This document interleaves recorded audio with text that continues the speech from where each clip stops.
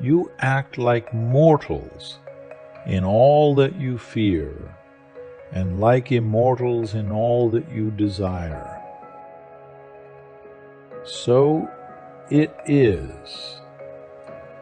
We are not given a short life, but we make it short, and we are not ill-supplied, but wasteful of it. You live as if you were destined to live forever. No thought of your frailty ever enters your head. Of how much time has already gone by, you take no heed. You squander time as if you drew from a full and abundant supply, though all the while that day which you bestow on some person or thing is perhaps your last.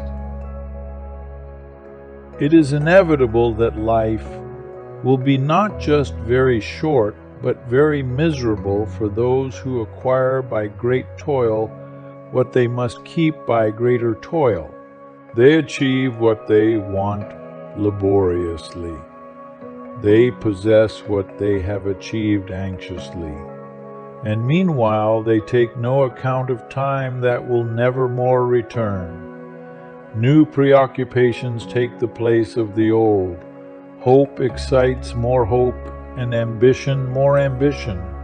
They do not look for an end to their misery, but simply change the reason for it. Were all the geniuses of history to focus on this single theme, they could never fully express their bafflement at the darkness of the human mind. No person would give up even an inch of their estate, and the slightest dispute with a neighbor can mean hell to pay. Yet we easily let others encroach on our lives. Worse, we often pave the way for those who will take it over. No person hands out their money to passers-by, but to how many do each of us hand out our lives? We're tight-fisted with property and money, yet think too little of wasting time, the one thing about which we should all be the toughest misers. Can anything be more idiotic than certain people who boast of their foresight? They keep themselves officiously preoccupied in order to improve their lives. They spend their lives in organizing their lives. They direct their purposes with an eye to a distant future. But putting things off is the biggest waste of life. It snatches away each day as it comes and denies us the present by promising the future. The greatest obstacle to living is expectancy, which hangs upon tomorrow and loses today. You are arranging what lies in fortune's control and abandoning what lies in yours. What are you looking at? To what goal are you straining?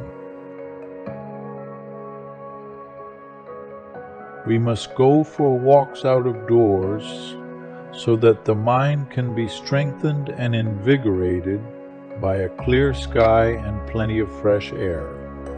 At times it will acquire fresh energy from a journey by carriage and a change of scene, or from socializing and drinking freely.